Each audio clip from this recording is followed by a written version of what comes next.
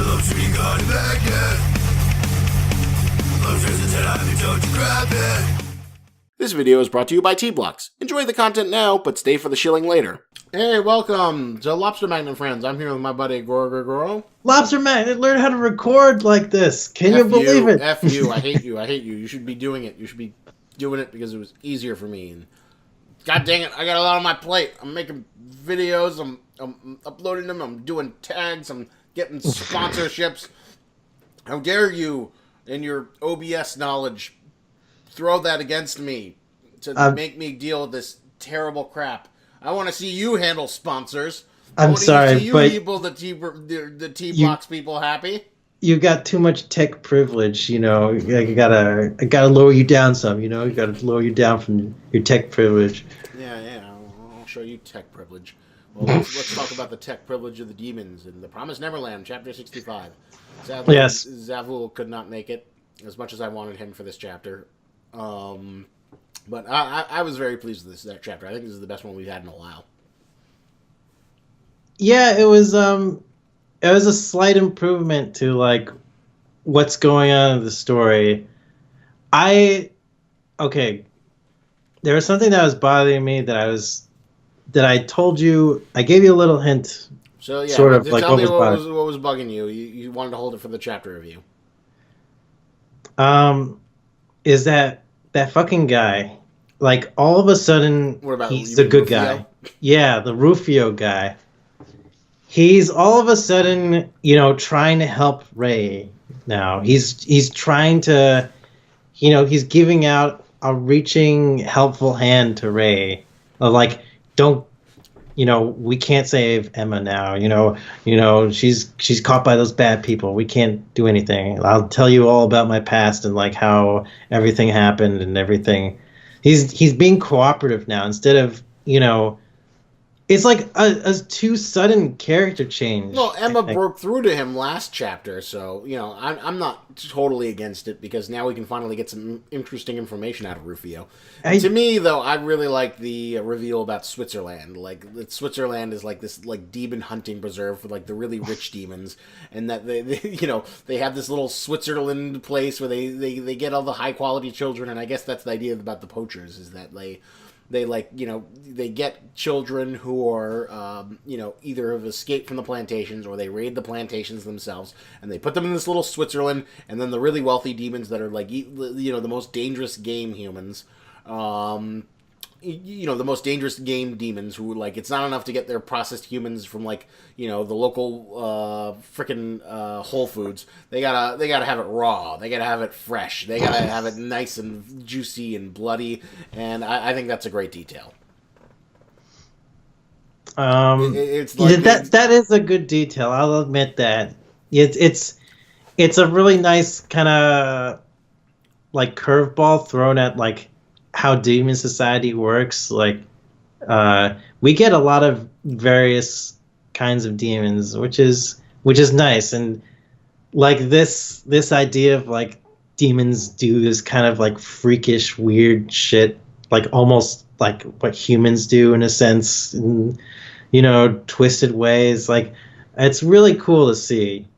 But even with that, the Rufio thing, like, I know it's kind of separate from that, and it shouldn't take away from, you know, the Norway, Demon Norway, or whatever that place is, the Demon Playground of Norway. Like, that Rufio thing just bothers me a lot. It's way too sudden of like a character change. Like a little child shouldn't break through to him so quickly. But that's what makes Emma special. She has the indomitable will, and she was able to break through his cynicism through her incredible smartness and willingness and empathy. That's like, you know, what makes her a great character. I mean, you could say that maybe it doesn't feel like quite earned. Yeah, it doesn't feel earned or believable to me. I could understand that. And I do think that, like, part of it wasn't handled very well. I think we should have gotten a flashback of him about learning about his you know, buddies and what happened with them.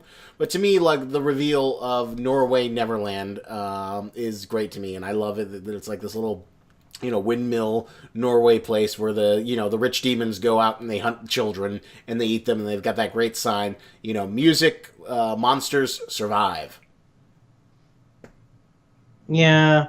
And the whole chapter builds up to the Emma doesn't know where she is. She's trying to figure it out. Like the tension's building, and then it all culminates in the great reveal.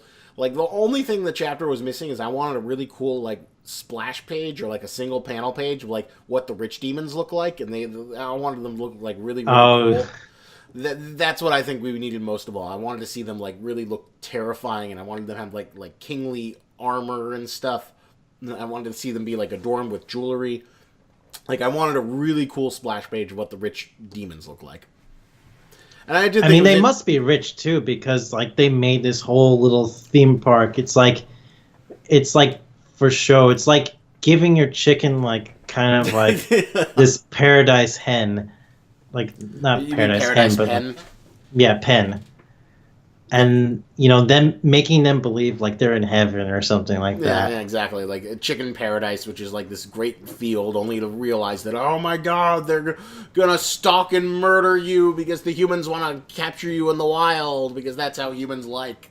And just God, can you imagine if Donald Trump was just and a bunch of other rich billionaires, they just put on loincloths and chase down cows in the fields to reconnect with their their animal instincts. Yeah, exactly. What humans were in frickin' Paleolithic times. This is the ultimate paleo diet, and I love the idea that the demons are doing this. The ultimate paleo diet. They built this little human ancient human farm, and that they just want to go hunt humans wild, and they're rah, rah, rah, and hopefully we'll get some good scenes of I like this. I think there are a lot of interesting story possibilities, because now not only do we get to see Emma, but Emma also gets to encounter other kids from other plantations with different tattoos. So that's an interesting thing when we learn about how the different plantations are run and how they're run differently. We can also we can also get some child death, because you can introduce a bunch of characters who don't have to be invested, so you can kill them off. So, we can have some little bit more stakes and violence, since we've been a little bit bloodthirsty-starved. And, this is the best way to do it, with, just randos. And, Emma sees, what the demons are capable of when they're left to their elements, to, some poor boy and girl, left out in the streets. Yeah. Yeah, that's true. I didn't think about the ability that this setting has, to give us child death, to give us something that Zavil has been craving for so long. Yeah. It's all about that child death. But this is, it's an interesting development, to say the very least. I think this does have the promise to go somewhere. Not to make a play on words. Well, and it also raises an interesting question, why was this the place that William Minerva told them to go to? Is William Minerva trapped? Does William Minerva have a secret shelter built under Goldie Pond, the human wildlife preserve? What is the deal with that? It's something that I definitely want demand more context for. Yeah, it's why is Minerva? What does Minerva have in connection with Goldie Pond? It's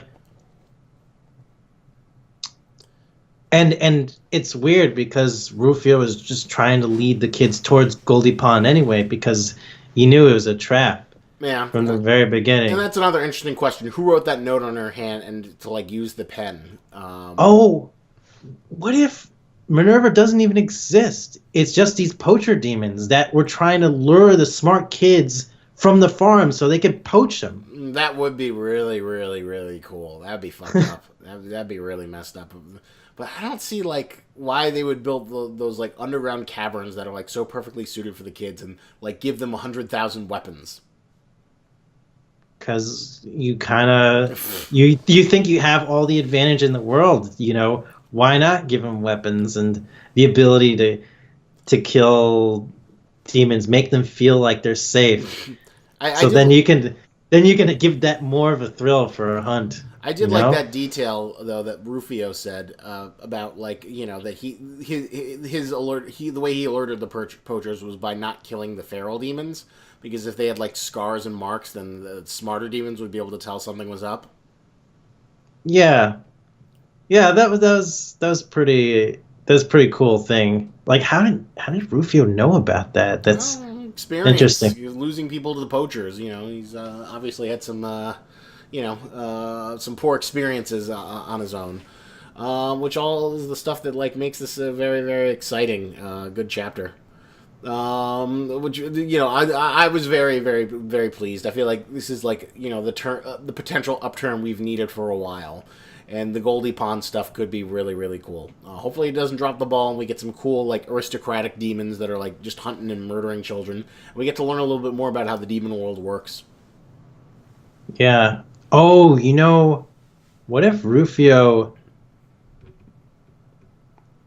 didn't even tell the kids about Minerva's thing being a trap, or that Minerva doesn't even exist? Did he? Or did he say that? No, he just said that like Minerva, wasn't there at that shelter. He didn't say that Minerva doesn't exist. I thought he did say Minerva doesn't exist. It is all, He just said Minerva's a liar because he wasn't there at the B 0632. God, that'd be so great if the poachers actually ended up making up Minerva the whole time. That would be really messed up. But I don't see that happening just because like there's so much evidence to suggest that Minerva comes from the human world and whatnot that I can't see them like building all of that. But I mean, I would kind of like that though. It would be a messed up twist that Minerva's just like this thing that the poachers use to collect humans to sell to the really wealthy demons. Well, it's interesting though because I thought like kids leaving was like considered to be rare, but I guess maybe it's a little bit more commonplace than we think. Either that or the poachers like raid into like the high class plantations to like steal kids occasionally. Yeah, but they're not able to get like the A grade quality stuff most of the time. They go and they get the fills. They get the little kids that nobody really cares about, like the Dons and the Gildas. Well, I mean, even Dons and Gildas are still like in the A grade quality field plantations, right? Like they're still a part of like Gracefield. Yeah, that's true. They're up there, but they're like the 300 scores that we know are the toppest and tastiest of the little children. God, this chapter just all of a sudden, got me talking and more interested in like the story of Promised Neverland. Like, yeah, I told you this was a good one.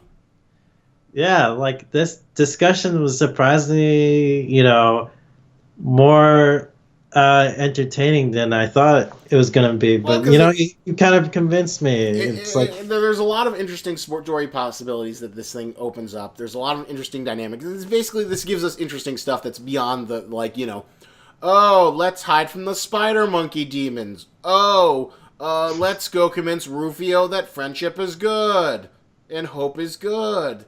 Like those were all kind of like boring story threads that we'd seen again and again, and it was kind of repetitive. But this is all interesting. It's all new stuff. It's stuff that like I've wanted to see from the series. It's iconography where it's like, that's a good idea. I want to learn more about this. This is cool. Versus like Songju and Musica, who added like nothing worthwhile to the series. Yeah, God, Songju and Musica. I wonder if we're gonna see more of them at some point. Like, my dream is that like 100 chapters from now, when there's like an all-out war between like the modern humans and the demons, like Songju's like just like eating humans, and then like Emma has to kill him.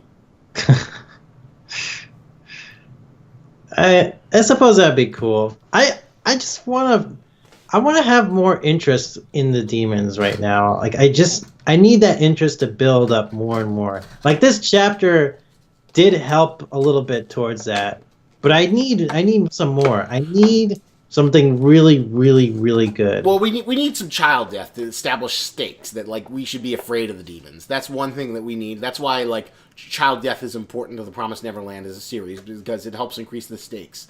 Like, one thing that makes Rufio not feel very dangerous is the fact that he was wet banditted by, all of the Promised Neverland kids, and that's why nobody like takes him seriously. Like, we can't see him as a threat. We can't see him as an antagonist.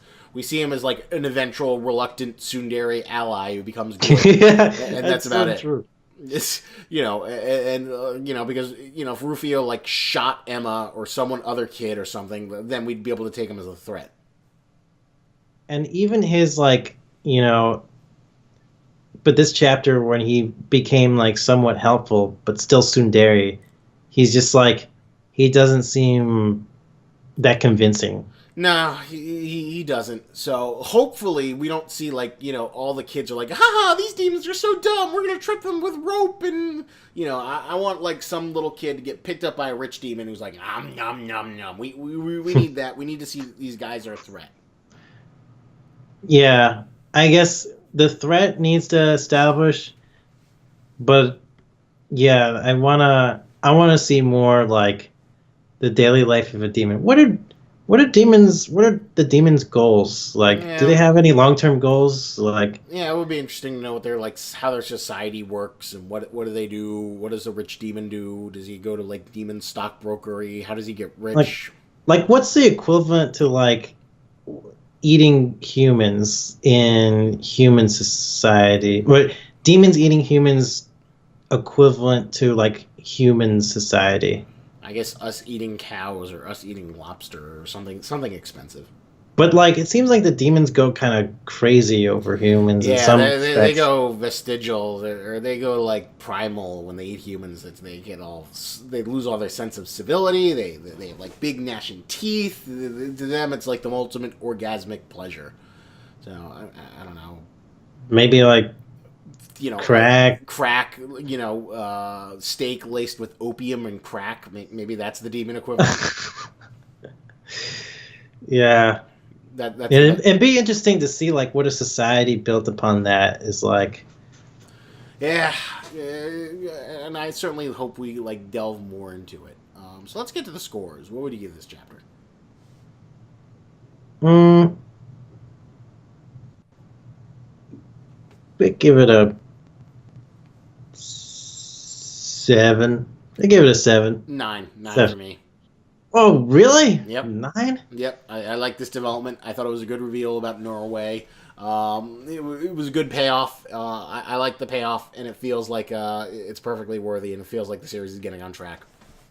I just feel like I need a bit more. It's like starting to get somewhere. I need it. It's starting to propel in the right direction. Like, the rudders are running, but it hasn't gone full throttle yet. In my appreciation, this is the most exciting we've been in a while. So I'm excited. I'm looking forward to next week's chapter. I think it's going to be a good one. And I think, who knows, this could be a huge course correction and be the best thing since the escape arc. So fingers crossed. I think 7's very low for you, but I think this is definitely a 9 for me. I think it's got me excited, which it hasn't in a while.